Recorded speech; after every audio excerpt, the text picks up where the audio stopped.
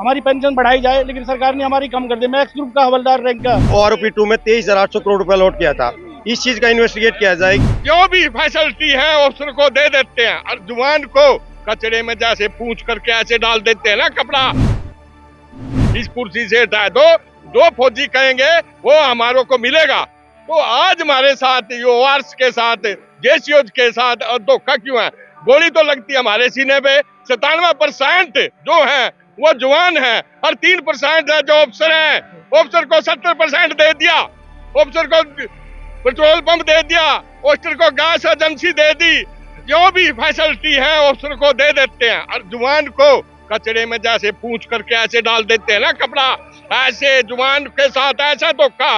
और जवान ही तो बॉर्डर पे खड़ा है, जवान ही तो 10,000 किलोमीटर की।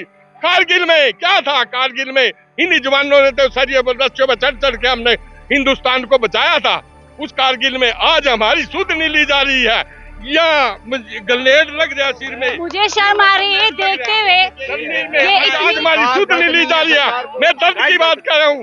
ये उस बाँह उठ रही है, इसमें पत्ती लगी हुई है। मैं कैजुअलिटी हो गया। अरे मेरी सारी पेंशन काट रहे हैं। उसमें ये फौजियों के साथ नाइंसाफी है ना।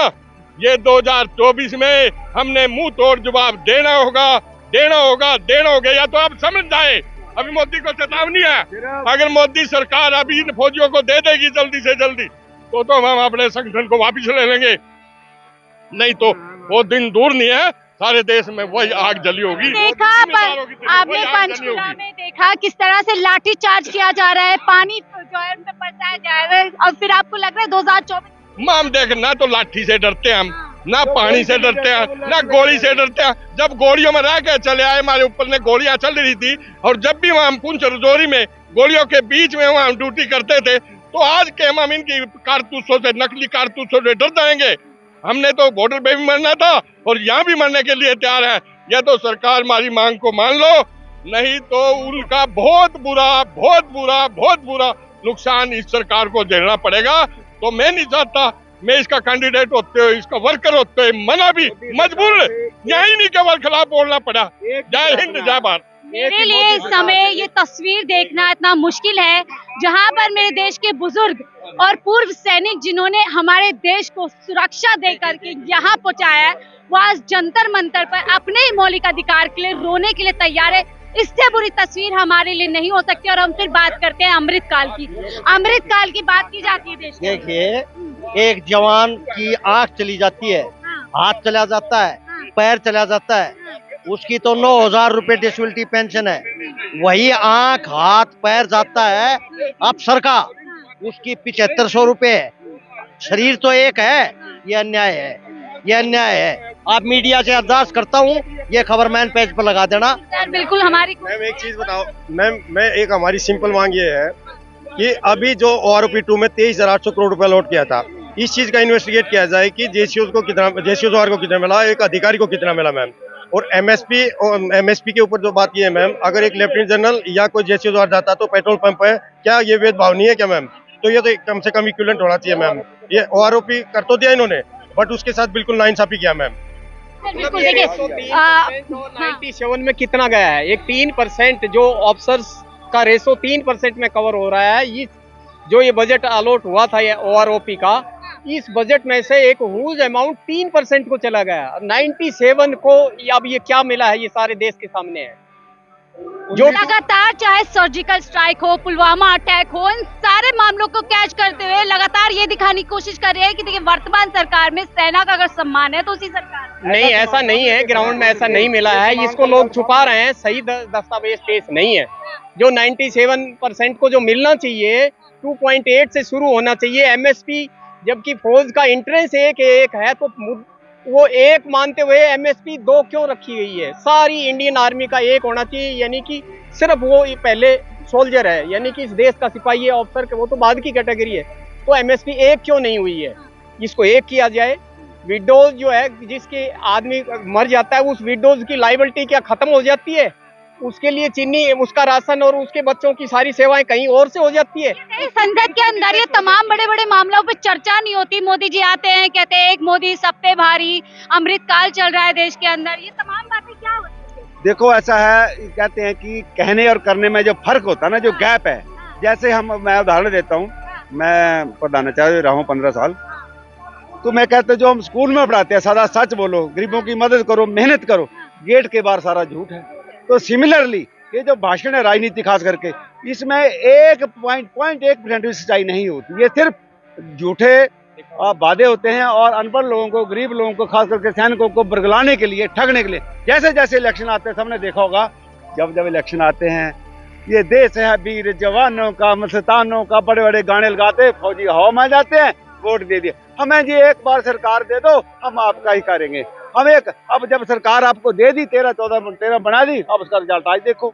इससे पहले कभी हुआ? आप लोग बताएं मेरे को। गाने गा के ठगा जा रहा है, टोपी गाने पहन गा के के झूठ ना बोला जाए, झूठ ना बोला जाए। इसमें सबसे बड़ी गलती, एक मैं कहना चाहूंगा, सबसे बड़ी गलती है जो पे कमीशन बनता है, उसमें सिपाही से लेकर के, जिसको जवान कहते हैं, जवान से लेकर के सूबेदार रैंक का कोई प्रतिनिधि नहीं होता। तो सरकार से अनुरोध है कि जो जीडी खास करके जो ग्राउंड पे लड़ाई लड़ते हैं, उनमें से भी कोई प्रतिनिधि एक होना चाहिए। नंबर टू मीडिया से रिक्वेस्ट है कि देश की सुरक्षा, ये फौजियों के दिल की आवाज है, इसको सुना जाए। और जो मोदी सरकार, मोदी जी को गाइड करते हैं, मैं नहीं कहता कि मोदी बुरा है, मोदी को गाइड करने वाले कमीने लोग हैं, कौन गाइड करते हैं? जो अधिकारी हैं, चाहे वो सेना के चाहे वो ब्यूरोक्रेट हैं, एक अपने आप के लिए वो एक दिन कसम खाते हैं तो पेंशन उनको 80,000 लग जाती है एमएलए एमपी को। अरे एक सैनिक 15-17 साल जब वो वहां पर करता है, अधिकारियों की खबर लेना भी तो मोदी जी का काम है, जब वो कहते हैं ना खाऊंगा ना खिलाऊंगा। हम ये कहते हैं कि हमें उनसे कोई मतलब नहीं, उनको खाने दो नहीं खाने दो, लेकिन JCOR जो कि 97% आर्मी का हिस्सा है, उसके साथ गद्दारी मत करो। लड़ाई कौन लड़ेगा? JCOR लड़ता ना, राइफल लेकर के गोली कौन चलाता बॉर्डर पे, किसी को पूछो। के हीरो है ये देश के लिए। तो ये नेताओं के लिए मैं तो चाहता हूँ, देश की नौकरी जो है, सेना की नौकरी नेताओं के लिए होना चाहिए। डिसेबल पेंशन में और मैंने मैडम 1985 में बाहर से डिप्लोमा करके इंजीनियरिंग का 3 साल का मैंने इंडियन नेवी ज्वाइन की थी 22 साल की उम्र में, और मेरा 3-4 साल में ऑन बोर्ड सबमरीन पे पेरिस्कोप पे एक्सीडेंट हो गया, मैं 100% disabled discharge out of service कर दिया। और आज की तारीख में आप देखिए, हमारे को जो भी चीज़, हमारी कोई भी मूवमेंट होती है तो हमें 400-500 रुपये लग जाते हैं आने जाने में। और हमारी जो पेंशन थी, पहले एक्स ग्रुप की पेंशन थी, उसको अभी कम कर दिया गया है। यहाँ की हम लोग एक्सपेक्ट करते हैं कि हमारी पेंशन बढ़ाई जाए, लेकिन सरकार ने हमारी कम कर दी। मैं एक्स ग्रुप का हवलदार रैंक का आदमी हूँ, और जो हम बैकबोन होती है, हमारी सबमरीन जो चलती है, हमारे जो रैंक के आदमी है वही उसको आगे चलाते हैं, और हमारी पेंशन कम हो गई है। मेरा केस ज्यादा से ज्यादा, जब प्रधानमंत्री देश के कहते हैं कि हमारे राज्य में 1 इंच भी जो दुश्मन है वो जमीन नहीं ले सकता, तो वो क्या अपने भरोसे बोलते हैं या आप लोगों के भरोसे जो इस दशा में? हम सब के भरोसे बोलते हैं। आप लोगों की ये भाई साहब ने बताया 97% OR-OP जो है समान रूप से सबको लागू होना चाहिए। ऑफिसर्स को भी हो, हम उनका विरोध नहीं है, लेकिन सबको बराबर का होना चाहिए। OR-OP का जो 97% जो सेना है, भेदभाव नहीं होना चाहिए।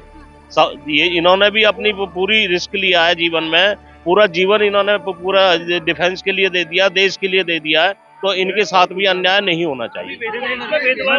इसमें भेदभाव हुआ है, पूरी तरह से भेदभाव हुआ है। जिस बुढ़ापे के समय में, जिस उम्र में ये लोग हैं, इनको एक सम्मान जीवन मिलना चाहिए, सम्मानित जीवन मिलना चाहिए, लेकिन आज ये सड़क पे है। क्या ये देखिए, अभी आपने जो डिसेबल सैनिक को दिखाया, ये डिसेबल सैनिक ऑपरेशन में डिसेबल हुआ, और इन्हीं के साथ कोई ऑफिसर होगा, उनको डिसेबल पेंशन इनसे 4 गुना ज्यादा, 4 गुना मिनिमम 4 गुना, और इनको कम। ऐसा क्यों? भारतीय आर्टिकल संविधान 14 में समानता का जब अधिकार है, ऑफिसर का पेमेंट अलग है, हमें उनके पे से कोई लेना देना नहीं है।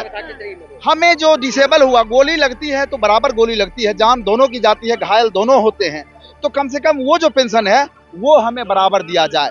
उसके बाद जो MSP की बराबर की बात हो रही है, इक्वल MSP, मिलिट्री में चाहे कोई लेह लद्दाख में माइनस में सर्विस करे, जम्मू कश्मीर की CI ऑफ्स में कोई ड्यूटी करे, कोई राजस्थान में गर्मी में 50 डिग्री टेम्परेचर में ड्यूटी करे, तो अलाउंसेस अलग क्यों? जवान जो रोड पे राइफल लेकर के रहता है, रोड पर राइफल लेके ठंड में लेह लद्दाख ग्लेशियर में रहता, उसका अलाउंसेस कम और ऑफिसर्स का अलाउंसेस ज्यादा। मेरा कहना है कि भारतीय संविधान के आर्टिकल अनुच्छेद 14 के तहत सभी का जितना भी हक, मतलब भत्ता, वेतन के अलावा जो भी भत्ता है, एमएसपी है, वो इक्वल होना चाहिए, डिसेबल पेंशन इक्वल होना चाहिए। ये बताइए, अगर ये पेंशन नहीं होती है जो आप लोग मांग रहे हो, ORPS जो मांग रहे हैं, 1 रैंक 1 पेंशन, तो क्या 2024 में सरकार को टेंशन दी जाएगी? देखिए, ये बहुत बड़ा सरकार के लिए सबब बनेगा, और ये मैं आपके माध्यम से कह देता हूं, क्योंकि यही लोग हैं जो 2019 में जान जोखिम में डाल करके, मैं गिरिराज सिंह के क्षेत्र से, बेगूसराय बिहार से यहाँ आया हूँ। माननीय गिरिराज सिंह का कोई जवाब नहीं था। इलेक्शन के कल होकर के जब मैं गया था वहां पे डीब्रीफिंग में, तो 1,80,000 से एक वोट ज्यादा नहीं हो रहा था जीत का अंतर, लेकिन 4.25 लाख वोट से उनको जीत दिलाया गया। हम लोगों ने काम किया, लेकिन इस ढंग से अगर हमारी उपेक्षा होगी, हम जवान जेसीओ की मानहानि पेंशन कटौती होगी, बढ़ने का बदला इनका गैस का दाम 400 से 11,500-1200 हो गया और हमारा पेंशन माइनस में चला गया। आप हमारा टेबल देख लीजिए, बोलते हैं महंगाई हुई है तो आमदनी आपके सामने है, माइनस में गया है, माइनस में सभी का माइनस में चला गया है। कहीं नहीं दिखाएंगे। नेता को तो हर बार दिखाते हैं, छोटे आदमी को इसको भी आने से, जैसे नेता का हर ब्रेकिंग न्यूज में 10 बार 3 दिन तक वही रिपोर्ट दिखाते हो, फौजी को कुछ नहीं दिखाते। पिछली बार तो सब चैनल बंद कर दिए थे, समाचार तक भी बंद कर दिया था। वो वाले चैनल नहीं है, हम जनता की आवाज वाले जहाँ जो भी चैनल है, मैक्सिमम चैनल मोदी जी की आवाज दिखाएंगे। सर ऐसा इसलिए कि मीडिया में मैं देखता हूँ बहुत से ज्यादा मीडिया बिकी हुई है, नहीं दिखाती है। मैं खुद हो रहा है नहीं, पर आप सबको नहीं, सबको तो नहीं, क्यों नहीं दिखाएंगे? सफाई कम होना चाहिए। जिस दिन आप ये न्यूज बिल्कुल दिखाऊंगी, उसी दिन आपके चैनल को बंद कर देंगे। आप हमारे आंख कान है, सुनिए, मीडिया हमारा उसी दिन आपके चैनल को बंद कर देंगे। ये ऊपर कैसे होता है, सारा सब मिली भगत है। 2014 में जब मोदी आया था, यही जो रेवाड़ी के अंदर उसने जनरल वीके सिंह ने इतना बड़ा फौजियों को इकट्ठा किया था, और 2014 में उसने सबसे बड़ा एक ये किया था कि जवान के लिए मैं इक्वल जो OROP है वो लाके रहूंगा, और जो किसानों के लिए है वो स्वामीनाथन आयोग और उनको MSP दिला के रहूंगा। उन दोनों में से कुछ भी नहीं किया। अब इस मोदी सरकार ने कुछ भी नहीं किया। अभी आगे हम क्या उम्मीद कर सकते हैं, क्या करेगा ये हमारे कुल? मंदिर बना दिया, 370 हटा दिया, और अभी देखिए 5वीं अर्थव्यवस्था बना दी। अर्थव्यवस्था बनाई है, 370 से क्या लेना देना हमारा? हमें जो हमारा वादा किया था वो वादा क्यों नहीं किया पूरा? मंदिर बना के वादा नहीं, मंदिर से हम सिर्फ घंटी बजाएंगे, पेट में क्या डालेंगे? पेट में क्या डालेंगे हम?